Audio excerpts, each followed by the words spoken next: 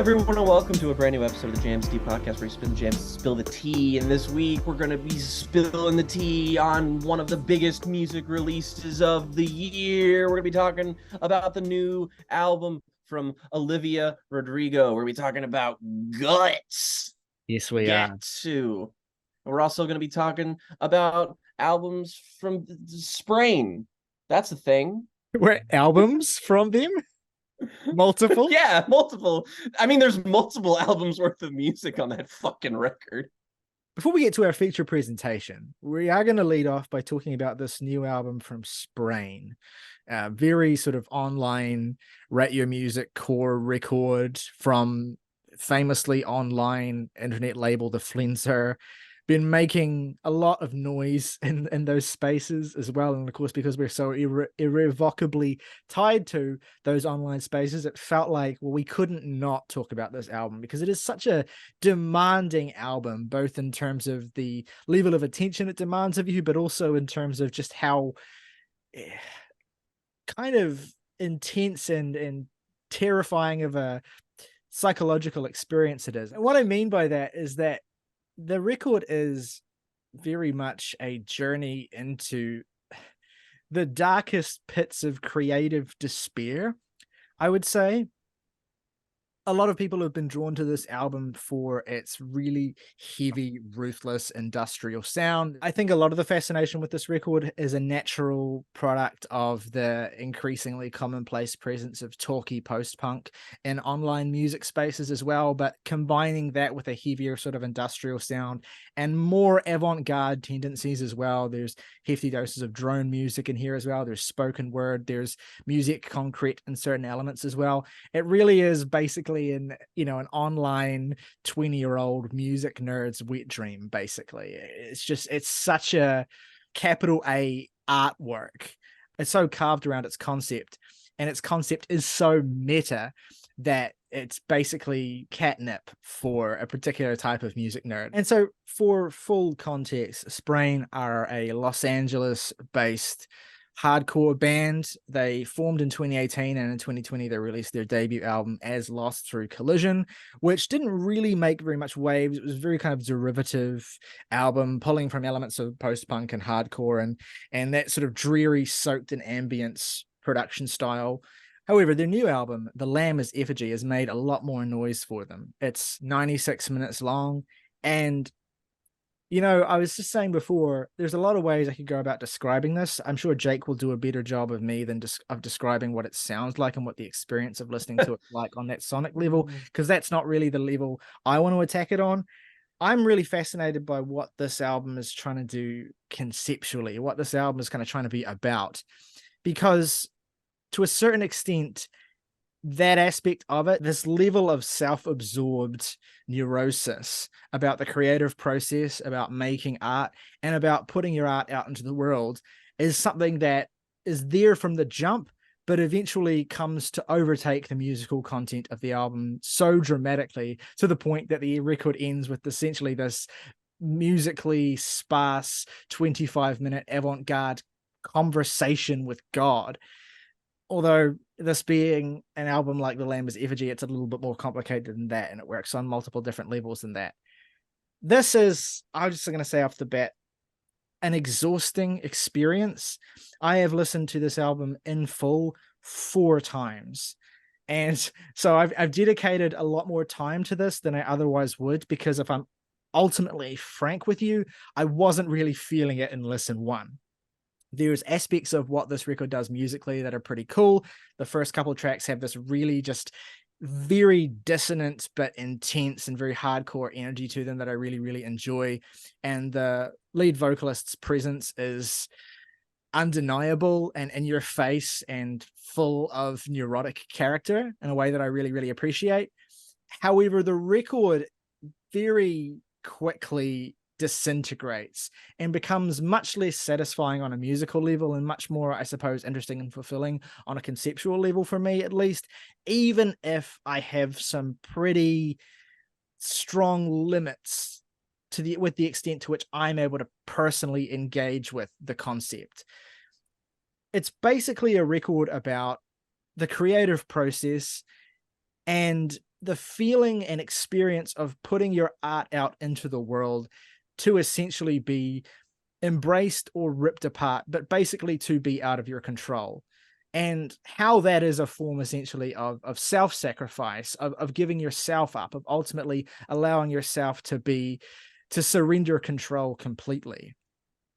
It's also a record that views the artistic process as a means of attempting to communicate with God and to discover the divine. Those are two sorts of threads, metaphorical threads, with which it looks at the artistic process, or with which its perspective is kind of interested in that. What is the drive to make art, and what is the impact of putting art out into the world? And on a deeper level, what does that give you? There's this contrast between the idealization of the goal of creating art, whether it's music, whether it's a book, or whether it's a movie, or whatever it is, the idealization of that process, the fruits of that process, the pain of trying to realize that process, but also the bountiful reward of when that river of creativity flows, versus the brutal reality of where it actually can put you, the vulnerability that it can impose on you, and the way in which it can, if you're not careful, sort of tear at your whole identity as a person. So there's this analog with this record between attempting to express yourself, or attempting to express something true from within you and put it out into the world, and attempting to reach out to God and understand who you are and what your place is and what your life means, basically. And I'll leave it there for now. I've got a little bit more I'll get into, but my thoughts are fairly concise on this. Jake, I'm curious. I know you've, like me, been a little bit bewildered by this album. What's your kind of overall take on it? What was your experience been like with this record, and where do you ultimately fall? I have consumed a shitload of music in my life, and a lot of it is on the more self-indulgent and long side. But when you pitch something to me as like, oh, it's this weird, brutal, industrial hodgepodge new thing, and it's just kind of like, here it is, and here it's completely inaccessible. It's like it's gonna take a minute for me to get on board with it. But upon initially listening to this, I was completely overwhelmed, and I was deeply impressed with the construction of this on a musical level. But in terms of like how the album fit together, what the experience did for me, I was more in awe of the experience itself and less focused on how it made me feel. And I was like, okay, I need to, take a crack at this a couple more times and figure out where I land on it. And disappointingly, I kind of came back each time like less and less rewarded. There's a lot of ideas that are interesting, and believe me, nobody understands the creative anxieties better than fucking yours truly. So I feel like I'm in a particular place to understand where this album is coming from, let me tell you. And it's effective at channeling these moments. Like on the opener, for example, Man Proposes, God Disposes. Probably the record at one of its most successful moments from a writing standpoint, just because it's all about the vulgar expulsion of creating art, and specifically creating art that's like taboo in some respect, or like strange or weird or out there or whatever. And it's very matter of fact and almost self-mocking in its tone. And it's a very self-aware album. And I honestly feel like that's kind of the kernel of its undoing for me, is that this is an album that's very self-aware in many respects, musically, thematically. And it ends up just being a big old nexus of, okay, like there's lots of interesting things going on here. My biggest point for comparison for like select moments of this is earlier on Daughters, specifically like the really weird industrial mathcore that they would dabble in on stuff like the self-titled, for instance. It's never like quite as aggro or speedy as that, but it's as jagged, and it has that kind of same bewildering effect on you. And it's interspersed with moments that are like these huge instrumental explosions that like occasionally I do find really awesome. Margin for Error, the first like 25-minute long track on here, is really cool the first time you hear it. It sounds awesome, and it has a cool effect on you when you're like just kind of basking in its awe. It's a very kind of bright droney experience, unlike a lot of what you would expect from something like this. After Margin for Error, the album just kind of falls off, and not because the music is any less impressive or any less good. Even it's just the structure of this. Like, if I isolated each of the tracks here and told you what I think about them as individual songs, I'd say they were great.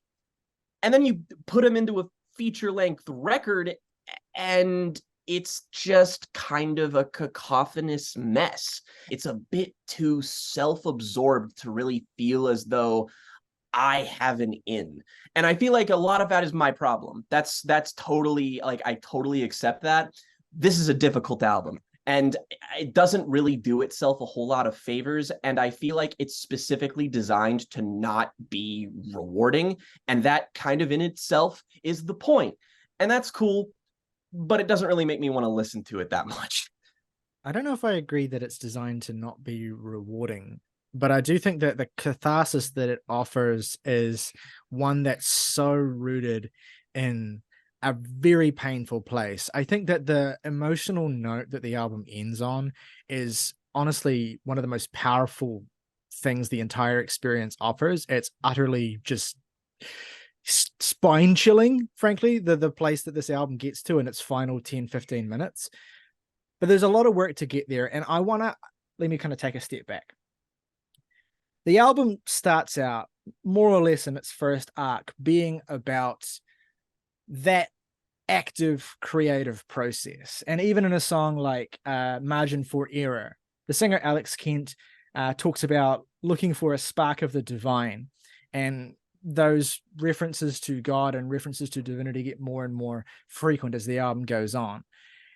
You start off in this incredibly neurotic place. And in fact, I'll go as far as to say I think this is the most neurotic album of 2023 by some margin.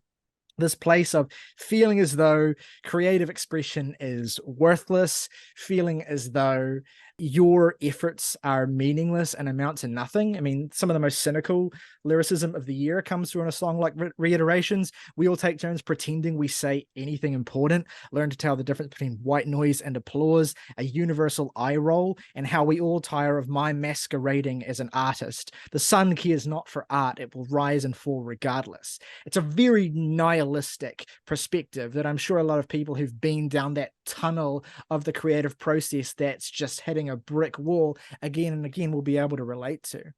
And so the dead end of that feeling leads to the artist kind of searching towards the divine, basically, like looking upward for inspiration, looking for a spark to come externally to kind of inspire something within, or to kind of resolve this dead space that exists inside. And so as the album goes on, you get more and more focus on the relationship between the artist and the divine as this, like divinity as this kind of source of creativity, basically, as the source of inspiration.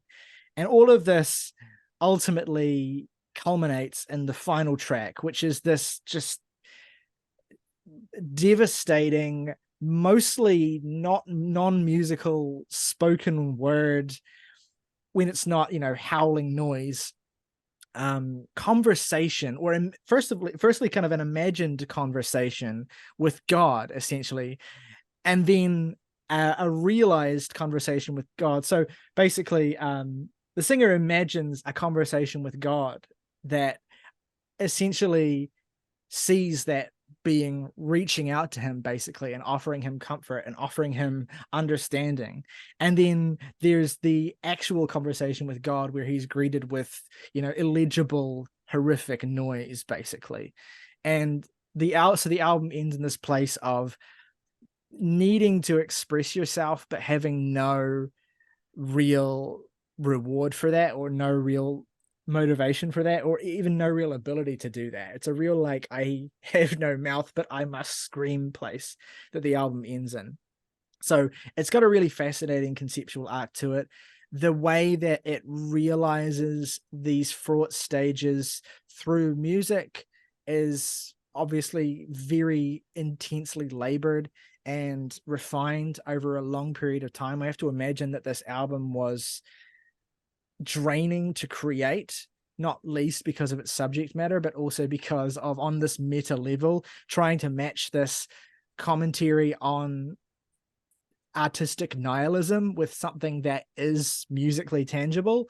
That's like, to me, I can't even imagine how, if someone presented that to me as a concept to realize in a work of art, I can't even imagine how I would approach that.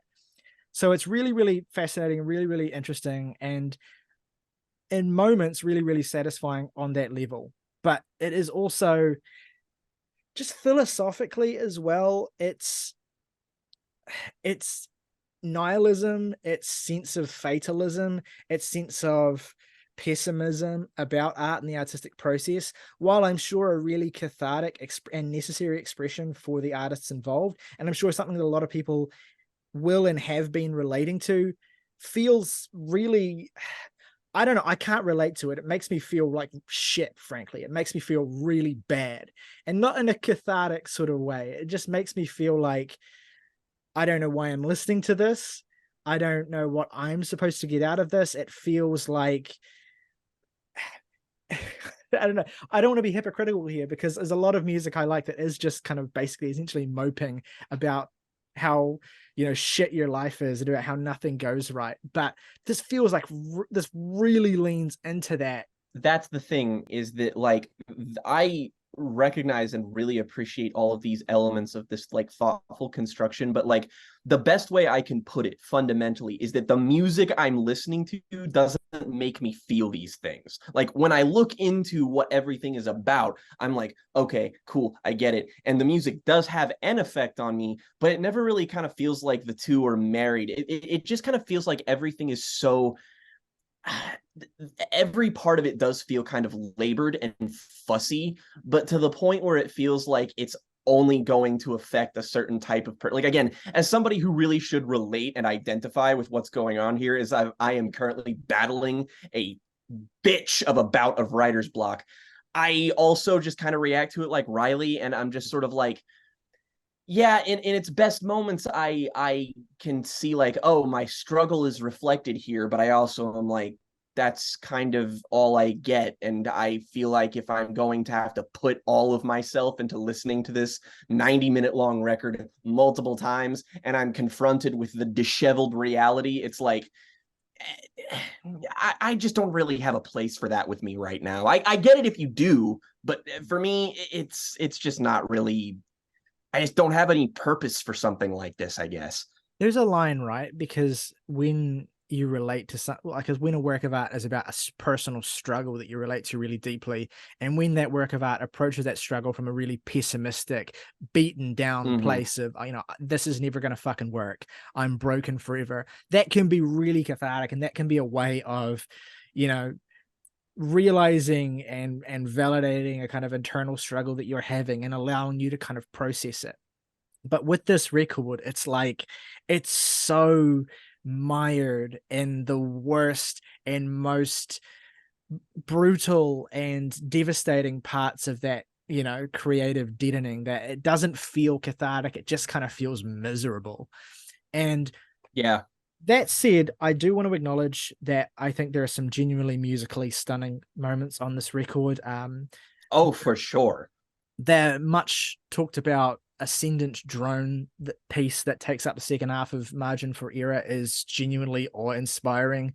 And just the fact that as well, that you can feel the crest of it, you can feel the swelling that's happening there on a musical level, like you can feel how this is being realized in real time by the instruments. It doesn't feel like something that's static and being turned up on an amp. It actually feels like these musicians are sustaining this energy, and, you know, there's an ebb and a flow to it, and there's a rise to it that feels real and tangible. And that's, I think, the closest reference point to an artist like Swans, who's come up a lot in people's conversations of this music. I find the connection strongest there, in the sense that that is another band who try to make you feel what they want you to feel through this sustained performance, where that performative element of people in a room making the sound is part of the atmosphere and part of the feeling. It doesn't work if it doesn't feel real, if you don't feel and hear the people making it.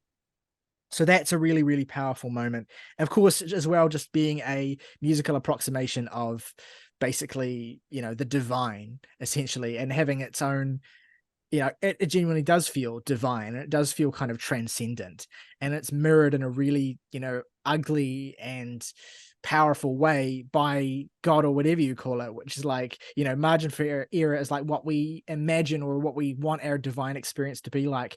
And then God, or whatever you call it, is the reality of that divine experience when you're not able to tap into that transcendence you're looking for. It's just disappointment.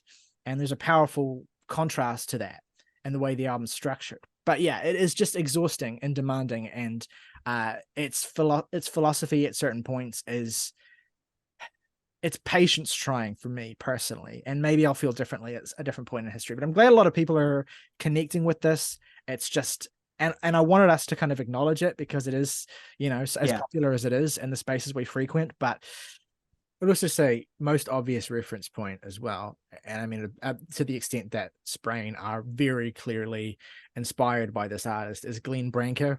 And I would say if you want to get the kind of musical experience that this album gives you without having to devote a feature-length film amount of time to it, and also without having to wrap your head around the vastly overwhelming neurosis of this album's perspective, listen to The Ascension. Like, that is a classic of avant-garde music for a great reason.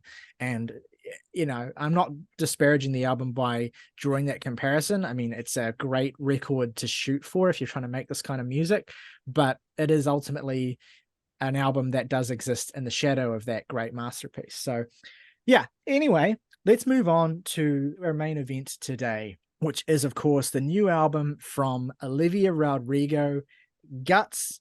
We've been anticipating this album pretty heavily here. We had a segment in an episode a couple months back on the rollout for this album as well, on the singles that had been released at that time, Vampire and Bad Idea, right?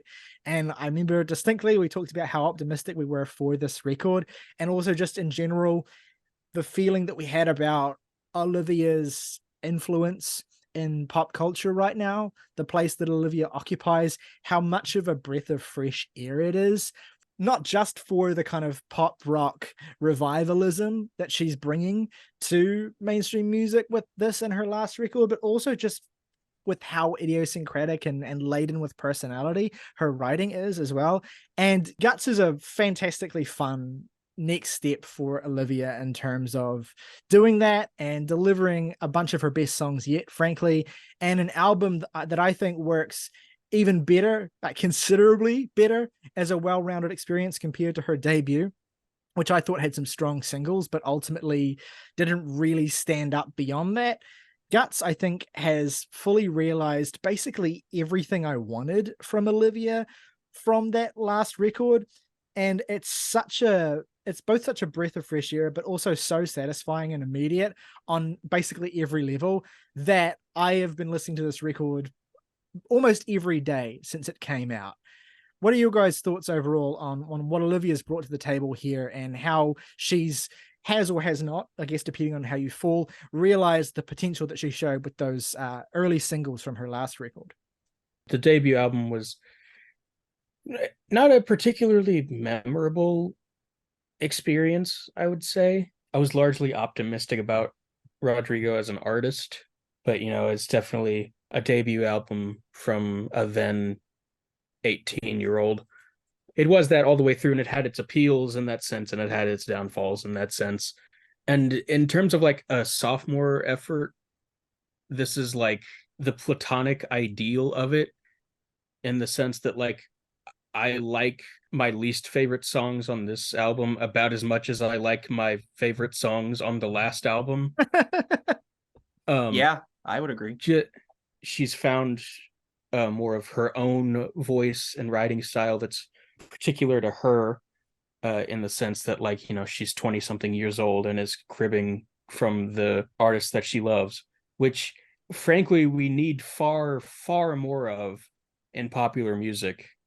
This idea that an artist has to like give credits to whoever for being vaguely inspired, not to rehash all of this again, but like it's a sickening idea to me.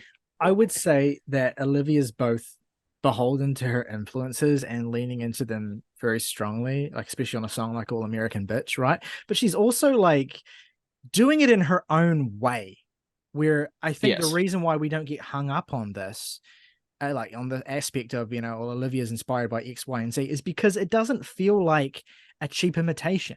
It feels like, you know, it feels like a new generation basically essentially looking back at a template that they were inspired by and basically saying, how can I make this fit the way that my life is like right now? Like, how can I adapt this into the world that I live in and to the experience that I'm having as an individual person? And I think that's where Olivia really separates herself. It's just the fact that when Olivia sings and when you listen to Olivia Rodrigo song, you feel like you are listening to Olivia Rodrigo, like write and sing about her life. Teenagers don't need to know about these reference points. Teenagers don't need to know who the fuck Avril Lavigne is. And Olivia Rodrigo is having all the success, and it's not relying on the nostalgia factor. Like, her success is not coming off of nostalgia buying or nostalgia streaming. It's coming from a new generation of people who probably largely don't really know much or appreciate those reference points, not to be condescending, but I think it's just true with a lot of people who are 15 or 16 years old. It's just like, why would they?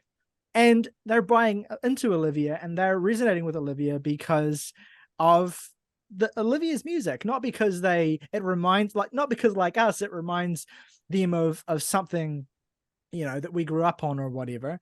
15-year-olds buying this on vinyl aren't going to be like, the chord progression in this song is too similar to All We Know Is Falling by Paramore. Like, that shit's not going to happen. This album, to me, blends a lot of things that are very quintessentially of the 2000s, and in a way that I find appealing, because like Avril Lavigne, for a comparison point, clearly an inspiration on Olivia, if not directly, then at least spiritually, right? But like, here's the thing about that, is that when people think fondly about the music of Avril Lavigne, like, you know, what they're going to talk about Skater Boy, they're going to talk about like singles and stuff. No, but like, there's not a lot of people that are going to come at you and remember the Avril Lavigne deep cuts. Just not the kind of artist that she was. And that's kind of not because like she was within a business model that just didn't sustain artists on that. It was just not what they did. Like, the thing is with Olivia, though, is that artists like her are embracing all of the things that make those singles memorable, and they take that philosophy and make that the construction of every single part of their album. There's nothing here that I really think constitutes as filler or like relatively anyway. It's like everything on here feels essential. And that's not just because the album is tightly built together, which it is, very much like Sour. But the thing is that with the way that this is built, it's concentrated to have as much personality in each part of it as possible. I think that as the person who was, like, I guess I'm technically the only person who actually liked Sour, that album's biggest problem is that it's too ballad heavy. That's the thing is, though, is that I like those ballads. I think they're well written. I think they're well put together. And a lot of it is because I think Olivia, her team, whatever, they have an amazing grip on basic song construction, not because it's tightly put together. I would actually argue that Olivia's instincts are at their most interesting when they're at their most messy, because on here and on Sour for that matter, a lot of these songs, structurally speaking, they're kind of all over the place. Like, they kind of aren't beholden to anything. If they repeat or cycle through ideas, they are iterated with substantial differences that make them feel really, really dynamic. I think there's no better example of that than Vampire, which was the lead single she released, right? Presenting itself initially as this kind of, you know, mopey ballad, but then by the time the songs ended, it's kind of ramped up into this sort of like dance beat. This dance beat inflected thing that's got, like, you know, several different eras of pop rock inspiration kind of layered into it. But Olivia's, you know, very idiosyncratic and incredibly emotive performance, like sitting right at the heart of it. Just the little details you come to really appreciate with these songs, just little things that she adds, that she does, that she chooses, instincts that she has, both in terms of how she puts the songs together, but also in terms of her writing, that makes such a difference, right? That mean that while there's nothing, it doesn't have to be anything super complicated or even all that subversive about the way these songs are put together, but Olivia has the sensibility to just be able to add these twists and turns and little details to them that make it feel like hers. Yeah. And that's the thing, is that you have a lead song like Vampire, or like, I mean, which is, again, it's the driver's license of this, but it's like deliberately kind of challenging what you know about what the Olivia Rodrigo lead single will even be. And that's where the kind of magic of Guts lies, is and how it feels like its own thing and kind of a counter to what came before it, as like a big, like, hey, this is me growing, this is me doing something different. And a lot of that identity to me is wrapped up in this concept that I've been slowly kind of acclimating myself to the more and more. I mean, let's just call a spade here. Olivia Rodrigo is an emotional disaster. Every single song on here, she is reveling in how much of a messy bitch she is. And frankly, there is few people who are as effectively channeling that into making great music as people like her. And that's what great pop stars like this do in this day and age, is that they harness all of the messy, ugly shit about themselves, put it to the forefront and say, this is all the fucked up shit with me. Sing along. And you know what? That creates a fantastic fucking experience. And when you combine it with those really loud, compressed guitars, it's put together in a way that it's loud, it's in your face, it hits with impact, but it doesn't like offset you. It flows through the song in a way that feels like natural. And that's like the instrumental identity of this. It's like pianos, guitars, drums, everything on here is designed to be its own kind of hook. And when you get to the really anthemic shit, when you get to stuff on here like Get Him Back and Love Is Embarrassing, which are two of the most planet-wrecking hooks of the year. And they're not the only songs on here that are like that. I mean, Bad Idea Right was a song we already talked about in our Now segment when we sort of talked about the rollout to this. And Bad Idea Right is like peppering almost like the little anti-hooks to like the, fuck it, it's fine. I love that shit. That level of detail is on like every single song here. It's got that same appeal and that same immediacy that like an early, like a Riot era Paramore album or song has. And I eat that shit up, man. What I appreciate is that while the album cycles through a fairly standard banger ballad dichotomy fairly consistently, no two songs in either of those categories really sound the same, and they channel different styles, like just to something as small as the guitar sound as well. Like All American Bitch, for instance, that's the most sort of Avril Lavigne style song on the record, but then Bad Idea Right comes in and the fucking guitar and bass combo sounds like the fucking Strokes on this song. Yeah. I can't believe I didn't think of that when we talked about it earlier this year. And then Vampire has this kind of, it's a Meatloaf song. Yeah, basically. It's got Jim Steinman written all over it. Yeah. Vampire was a great lead single because it's like one of the few times where the record really bridges those styles really, really effectively. And it just gives you an immediate sense of what the whole record's going to be like while sounding quite different to every other song.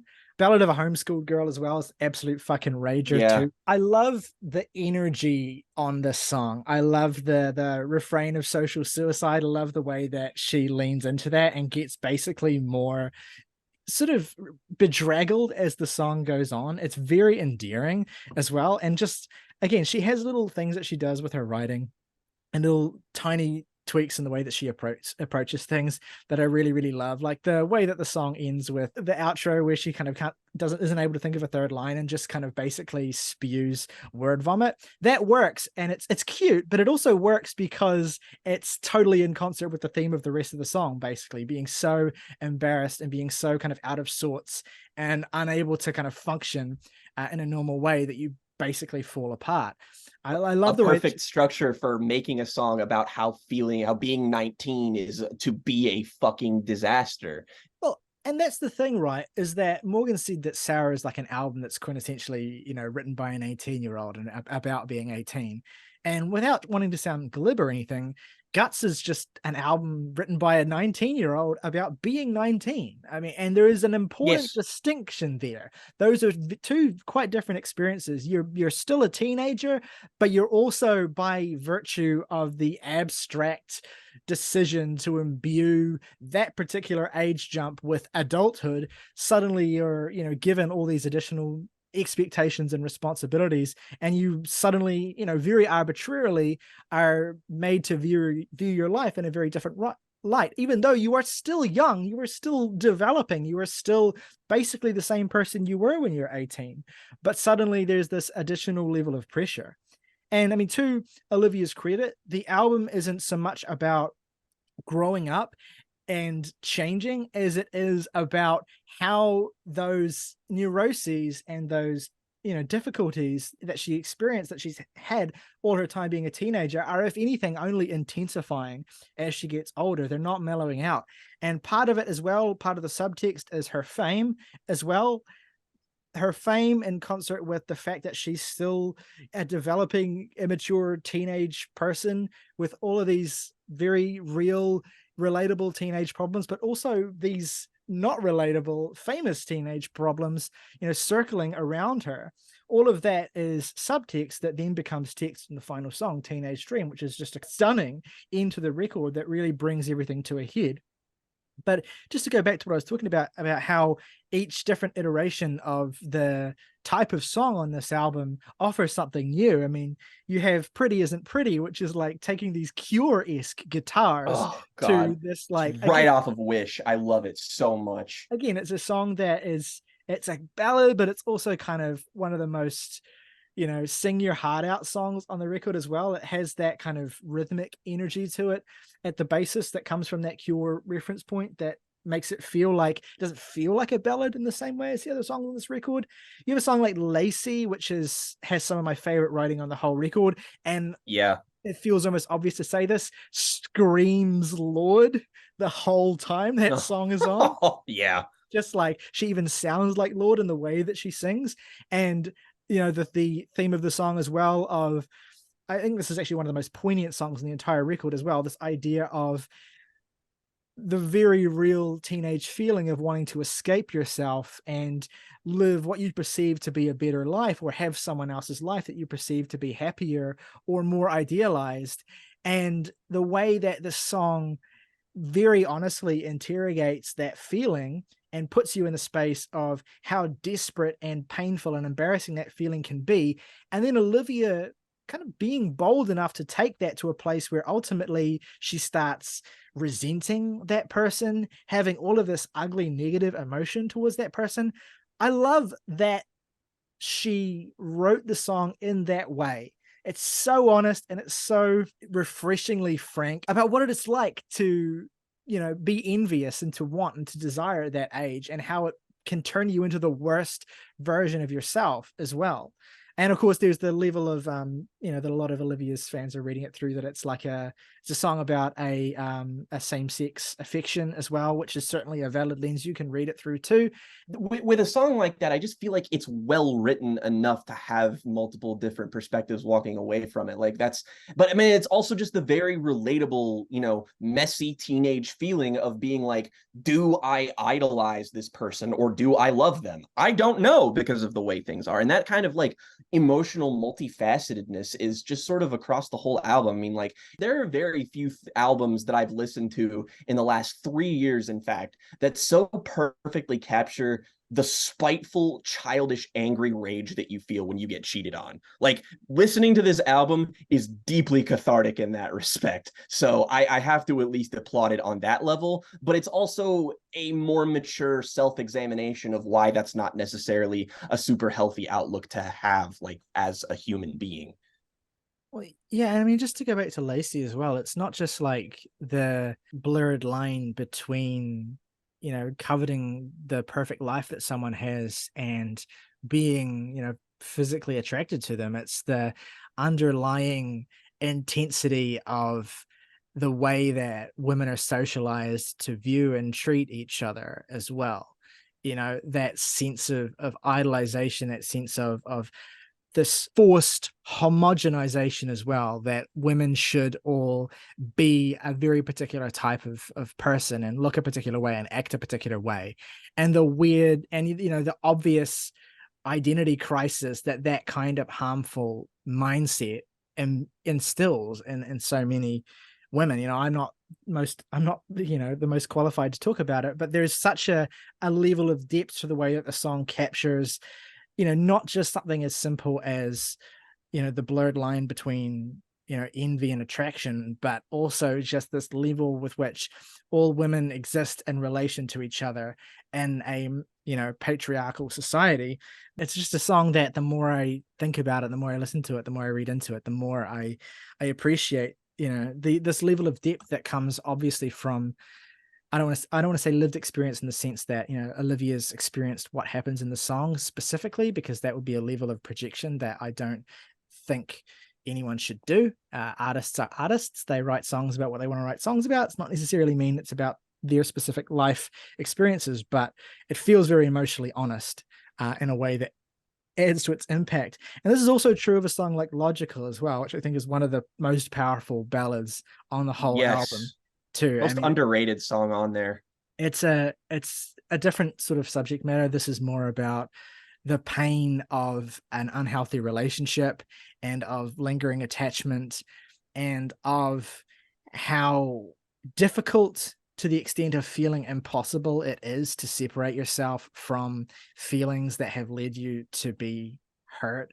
Olivia writes and structures the song so that, you know, it's full of contradictions essentially, and that reflects the way that the experience of that relationship, both within it and then in the aftermath of it, is full of contradictions, is itself a contradiction, right? Why do I love you when you hurt me, right? The fundamental contradiction at the heart of all of this. And so she just finds a way to make you feel that by layering the song with so many different levels of contradiction. That level of contradiction that exists all through a song like Logical also extends into other ballads like The Grudge as well, which has this really poignant moment at the end of it as well, where, you know, Olivia talks about the strength it takes to forgive, but not quite being there yet, and legitimately and literally just ends the line halfway through that expression, you know, to like, you know, it's a very small thing, but just like, you know, I'm literally not there yet, in the sense that I literally can't finish the line.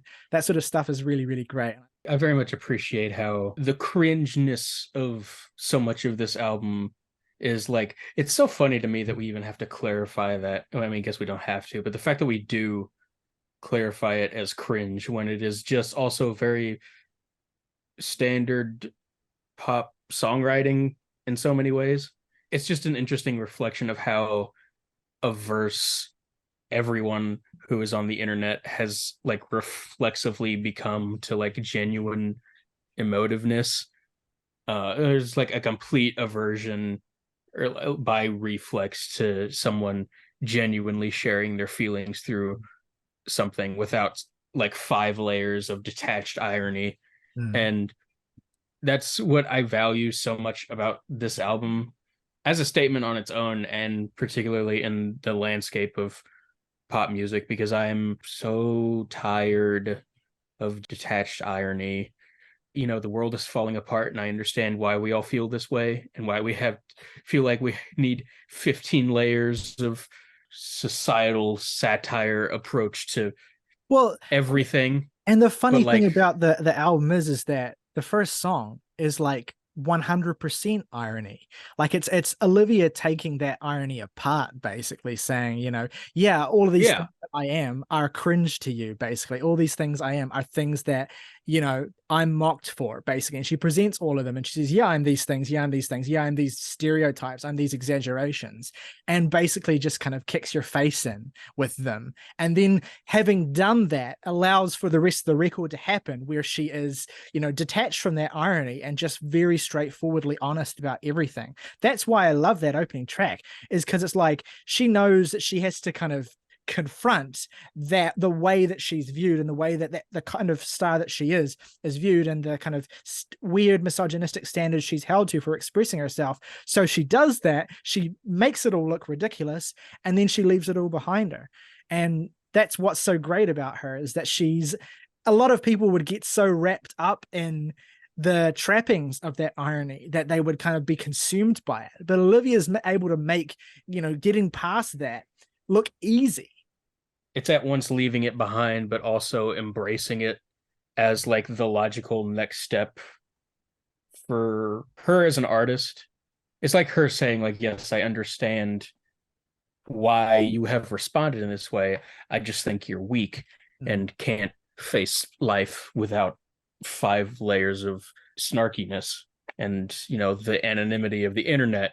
So I'm going to proceed to sort of lay out every facet of how I feel at this stage in my life, and you can take that or leave that, or just post about it on Twitter about how it's not your fave Avril Lavigne song or whatever.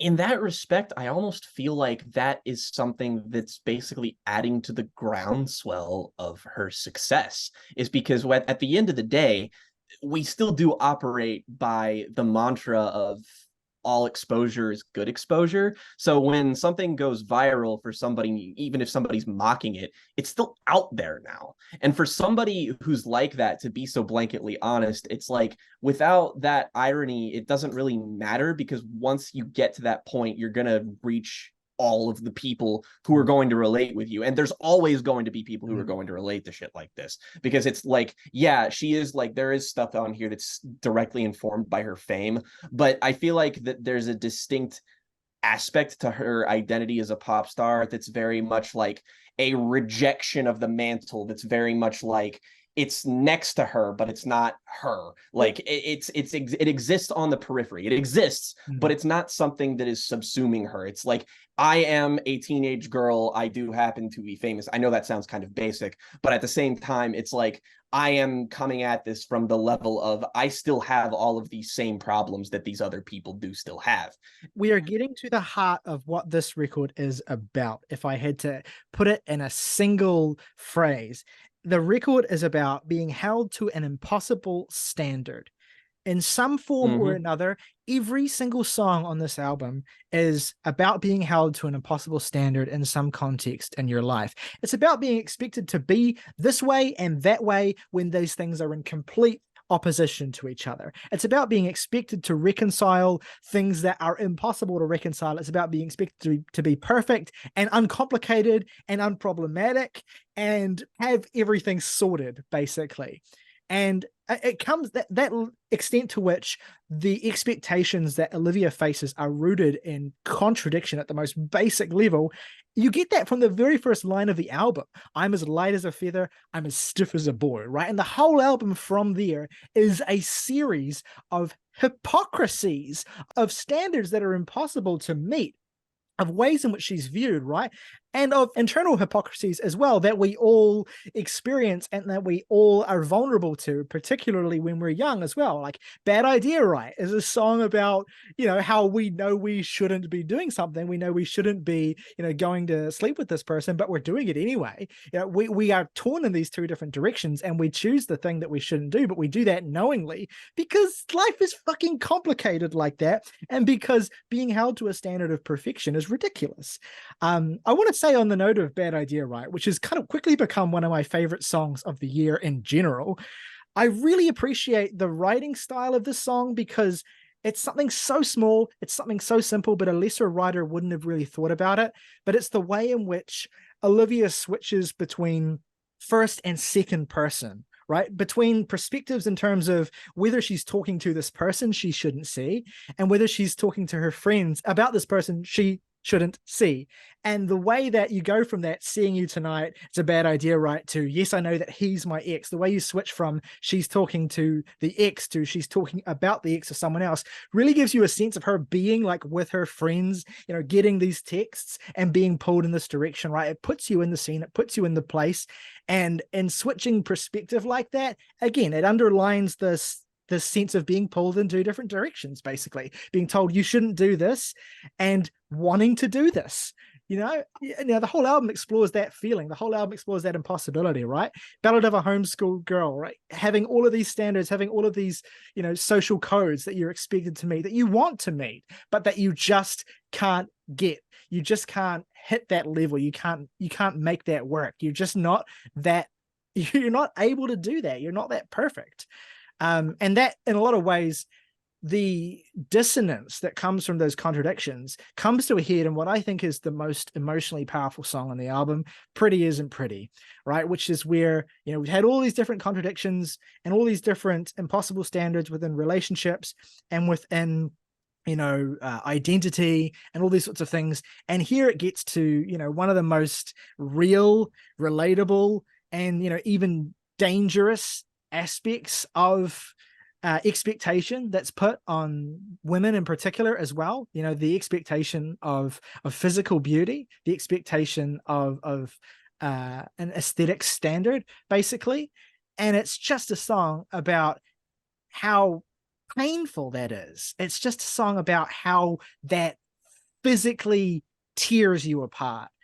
And the way that the album builds to that, and the way that you have that as the most painful expression of this core frustration at the heart of that whole album, then unraveling into Teenage Dream, where it's just like, I don't know what to do. I can't meet these expectations. I can't be the person you want me to be. It really, it's a really emotional album.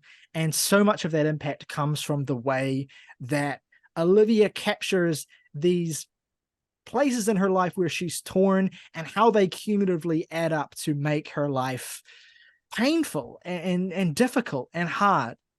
And that's, I think, one of the reasons why this is not just a big step up for Olivia and a good pop record, but actually, I think, one of the great albums of 2023. It just has such a complete arc within it of one person's emotional struggle, basically, and all the different ways in their life that manifests. I, for one, think it's cool that girls have their own Pinkerton now. I'm being very intentionally glib, but I mean, like, at the same time, it's the same thing. Dude, that is the one thing in my notes that I haven't mentioned is the Pinkerton. And I want to be clear about what I mean by that, because there's ways in which, I don't want to say it's a one-to-one sort of thing, but, down to the point where there's both records have a pretty prominent song about the frustration of pursuing someone who's not sexually interested in your gender. Not that that's the big comparison point, but it's one of many.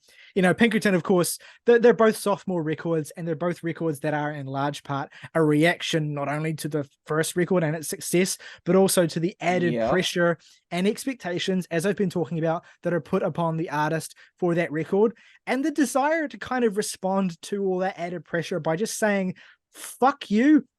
I'm going to be imperfect. I'm going to be ugly. I'm going to be all of these things that you might not like. And that's something I appreciate from Olivia, is that she's unafraid to, say or write lyrics that people might question, and that might cause her to be imperfect in some way through the lens of the landscape through which female pop stars are viewed nowadays. I think it's a floodgate that to some extent Billie Eilish has opened as well, but Olivia is taking it further than Billie, I think. And I mean, what is Pinkerton if not an album that is broadly about not being able to live up to an achieved or idealized idea of traditional masculinity? That whole album is Rivers Cuomo living in the shadow of the fact that he is not this thing that he so clearly has been told and society has reinforced and says, you should be this, and instead he is a pathetic loser. This is the exact same thing, except with femininity instead. So, I mean, again, the parallels I feel like are a little bit stronger than a base read of my admittedly kind of glib observation might initially lead you to believe, but still. I'm sure 25-year-old Rivers Cuomo, or even current Rivers Cuomo, would deeply connect with Ballad of a Homeschooled Girl. No one has ever. It is not possible to exude more homeschooled energy than Rivers Cuomo. Yeah. Yeah. I'm just thinking, that's made me think about how with all of these, not to kind of lump them together, but with all of these sort of major solo young female artists who've kind of stepped out in the last 10 years, like Lorde, Billie Eilish, and now Olivia Rodrigo. I'm sure there's others as well. Like in all cases, I respond to their sophomore records that are, the responding to fame albums a lot more than their debuts, even though I like all of their debuts. Like with Billie, I was much more in the camp for Happier Than Ever because I loved how complicated and emotionally messy that album was. With Lorde, Melodrama, I mean, everyone liked Melodrama more than Pure Heroine, but like that's the same kind of thing as well. And now same dichotomy. And now with Olivia, even though I would say that the change, the evolution is much more minuscule with Olivia than with those other two artists between records, it's still a case of having something to react to in terms of the way that you are, in terms of your public perception, in terms of your status, that adds this additional layer of depth and complexity that I think a lot of great writing comes out of. So yeah, I'm going to call this the Pinkerton complex. The only one of those I can think of that I love, I guess besides Pinkerton, is Green Day's Insomniac, which greatly benefited from, in fact, being their fourth album. That's true, but you're right still. You're right. I think you're allowed to have a debut album that is not your first album. If anyone has proved that, Sufjan Stevens has proved that. There are plenty of people that have. I mean, look at Kim Petras. She just released her third debut album. Oh, good for her. Stick around for us to not review that. I think she should keep releasing debut albums until she gets it right. You know what? I fully support that for every artist that I fucking hate. Continually pretend that it is the first album. Obviously, the title of the album, Guts, like works on multiple levels and kind of feeds into the like opposing meanings or contradictions thing. Like, there's spilling your guts, being honest, and also having guts, kind of toughening yourself. But I also choose to believe that there's a very real possibility that Olivia is also just a really big Berserk fan. I will choose to believe that's the case until otherwise confirmed, and frankly. Maybe she sees herself as Guts. I don't. I'm acting like I know what it is. I just know the soundtrack. So true. Imagining Olivia Rodrigo like mournfully staring out at a sunset while Guts' theme by Susumu Hirosal plays is maybe the funniest thing I've thought of all year. She may not know Berserk, but there is no way that song doesn't resonate because, like, have you heard it? Yeah. You hear that shit and you feel it. It's social suicide, except you really do kill yourself. Socially. Today, old friend. Woman literally too angry to die. Let us know what you think of either of the albums we've discussed today, Sprain's The Lamb as Effigy or Olivia Rodrigo's Guts. Have you been enjoying these records? What are your thoughts? What are your interpretations? Do you agree? Do you disagree? Let us know how you feel in the comments below. We'd love to continue the conversation there. If you want to go above and beyond and support us directly for just $1 a month, you can hit the join button on our channel page. Become a member of the Jams and Tea family, plus get yourself entitled to certain perks, such as your name and the title call of every video on this channel. Plus, if you want to recommend us a record to talk about one of our now episodes, your recommendation will go to the top of the pile. Until next time, though, folks, rock over London, rock on Chicago. Maybe she's born with it. Maybe it's Maybelline.